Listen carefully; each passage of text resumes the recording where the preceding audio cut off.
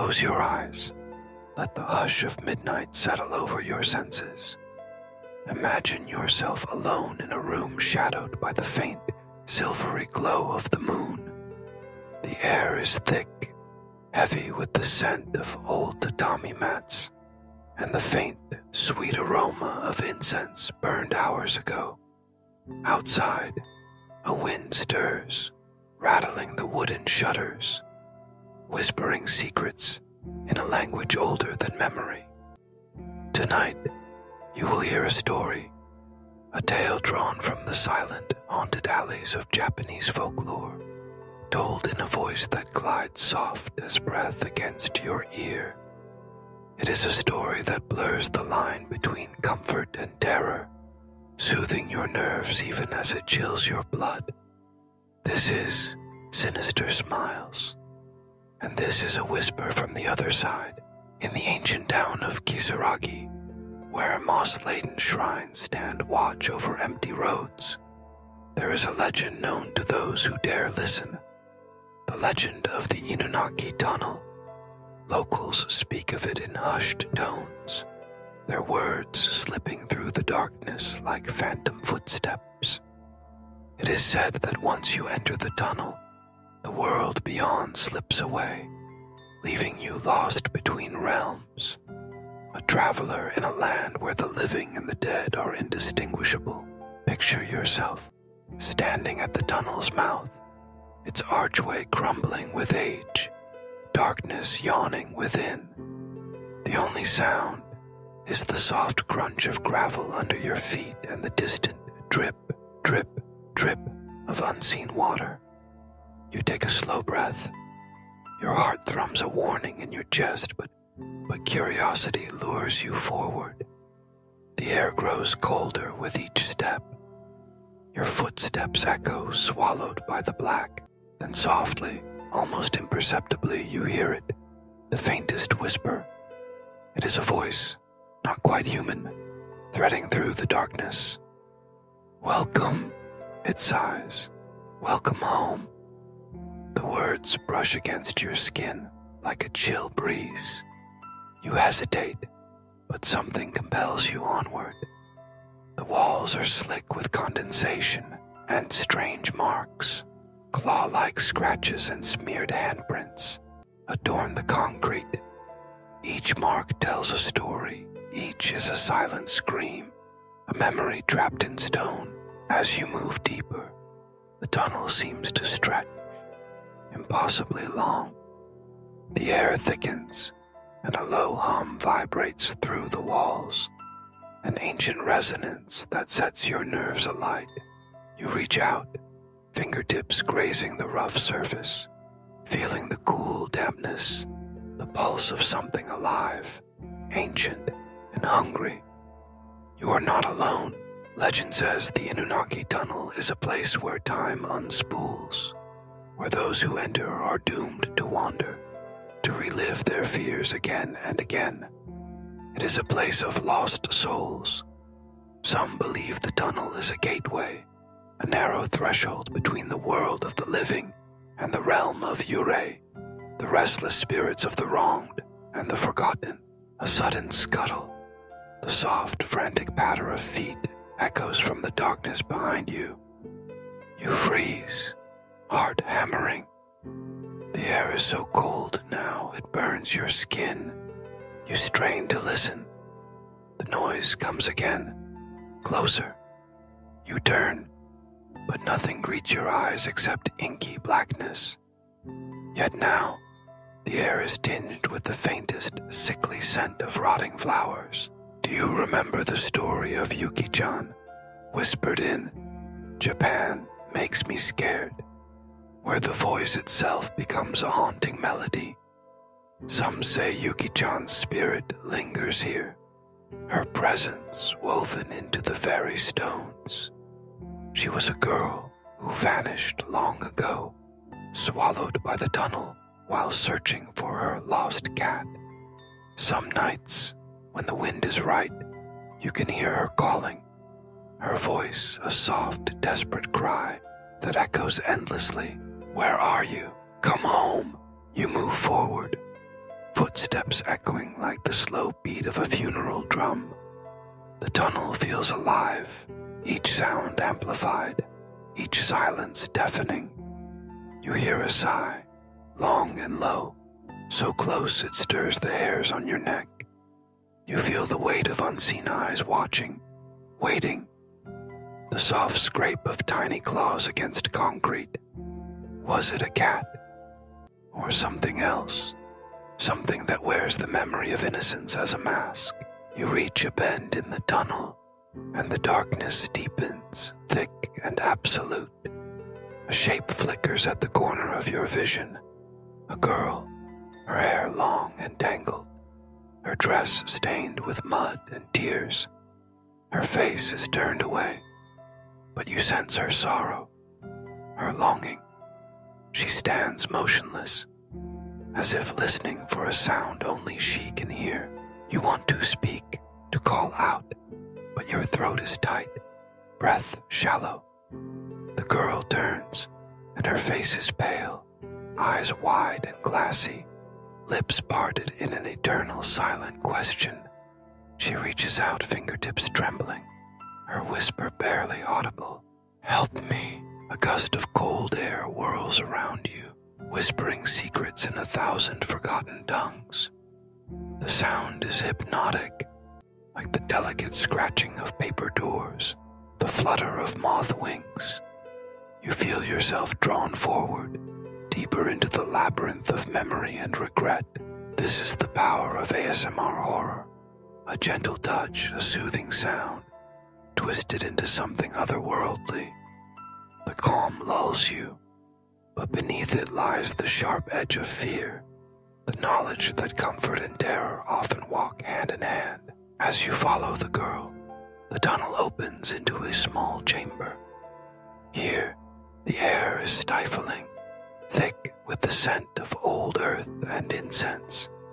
Candles flicker on the ground, their flames wavering, casting monstrous shadows on the walls. The girl kneels before a small shrine, her voice a trembling whisper. Bring him back, please. Bring him back. You step closer, the sound of your breath mingling with hers. In the candlelight, you see offerings, wilted flowers, broken toys, a collar with a tiny bell. The bell chimes softly, a sound that seems to echo forever. Suddenly, the candles sputter, and the chamber is plunged into darkness. You hear the bell again, louder, insistent. The air hums with energy, and you feel hands, cold, desperate, grasping at your sleeves, your ankles. The girl's voice rises, frantic, her words dissolving into sobs. Shadows swirl, faces flicker, mouths open in silent screams. You stagger back, heart pounding, the sound of the bell ringing in your ears. The tunnel closes around you, suffocating, inescapable. You run, footsteps echoing, breath ragged. The darkness seems to chase you, hungry, relentless. At last, you see a sliver of light, a way out. You stumble forward, bursting into the chill night air, the tunnel's grip loosening at last. The world outside is silent, the moon high and cold. You look back. The tunnel yawns behind you, empty, innocent, but you know what waits within. You will never forget the touch of cold hands, the whisper of lost souls, the ring of that tiny bell. But the story does not end here. For in Japan, the world of spirits is never far. Every shadow holds a secret, every silence a hidden voice. The line between the living and the dead is as thin as rice paper easily torn. In the village of Minami, not far from Kisaragi, there is another tale, one whispered by grandmothers to restless children at dusk. They speak of the Kuchisake Onna, the slit-mouthed woman who drifts through empty streets, her footsteps soundless, her face hidden behind a surgical mask. It is said she appears to those who walk alone at night, her presence heralded by the faint, rhythmic click of high heels on stone. She stops before you, lifting her mask to reveal a mouth slit from ear to ear, red and raw. "Am I pretty?" she asks, her voice sweet, lilting, almost musical. If you answer yes, she peels away the mask, her smile widening, impossible, grotesque. "Even like this," she whispers, her words curling around you like smoke.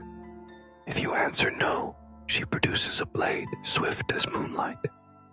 There is no escape. The only hope is to confuse her, to buy yourself a moment to flee. Many claim this is just a story, a cautionary tale told to keep children safe at night. But every year, there are whispered reports, sightings of a woman with long black hair, her eyes glittering in the half-light, her laughter echoing in empty alleys. The line between myth and reality blurs in the hush of night. In the stillness, every sound is amplified. The soft pad of feet, the creak of old boards, the whisper of your own breath. You wonder, what if one night as you hurry home, you hear footsteps behind you, slow, deliberate, in perfect time with your own. This is the essence of Japanese horror, the terror of what hides just beyond sight, the fear that the familiar may mask the monstrous. It is a horror born not of violence, but of suggestion, of what might be, what could be, what waits in the shadows when the world is quietest. Sometimes, the most frightening stories are those told in whispers, in the hush between heartbeats. The Japanese tradition of kaiden, ghost stories, thrives on subtlety, on the power of a single, well-placed sound. The scratch of a branch against glass, the sigh of wind beneath a door, the faintest flutter of paper sliding open. Each sound is a thread, pulling you deeper into the web of fear. Let your mind drift to another legend, the tale of Okiku's well. In the ruins of Meiji Castle, there is a well said to be haunted by the spirit of Okiku, a servant girl falsely accused of losing a precious plate. Thrown into the well and left to die, Okiku's ghost rises night after night, counting 1, 2, 3. Her voice thin and mournful until she reaches 9. Then comes the silence, heavy and choking, as she realizes the 10th plate is missing. Her wail echoes through the stones, a sound that seeps into the bones of the living. Sometimes, when night falls and the wind is still, you may hear her counting, softly, steadily, her sorrow undimmed by the centuries. 1, 2, 3. The numbers slip through the darkness, weaving a spell of dread. If you hear her voice, it is said, you must answer before she reaches 10, lest her grief claim you as her own. These stories linger, etched into the fabric of Japan's landscape. Each abandoned building, each lonely road, each forgotten shrine holds the memory of those who came before, their voices waiting to be heard by those who dare to listen. Even in modern times, these legends endure. The anime series Yamishibai, Japanese Ghost Stories, draws from this well of fear, its minimalist art and quiet narration amplifying the horror. Every whispered tale is a reminder the past is never truly gone, and the dead are never far. In 2022, new stories joined the old, as the film Karada Sagashi brought fresh terror to a new generation. Its sequel, Karada Sagashi The Last Night, promises to delve even deeper into the labyrinth of fear, exploring the spaces where reality frays and nightmares step through. But there is comfort in the telling, too. The soft cadence of a voice, the gentle rustle of words, can soothe as much as they disturb. This is the paradox at the heart of ASMR horror. A lullaby and a warning, a caress and a curse. Tonight, as you drift toward sleep, let the sounds of these stories linger. The hush of the tunnel, the sigh of the wind, the counting voice of Okiku. They are only stories you tell yourself, only whispers in the dark. But if, as you close your eyes, you feel a chill breath against your cheek, or hear the soft chime of a bell where none should be, remember, every legend begins as a whisper. Every nightmare is born in the quietest hour, and sometimes, when the world is silent, the past returns, soft as breath, cold as midnight, waiting for you in the shadows. Sleep well, if you can.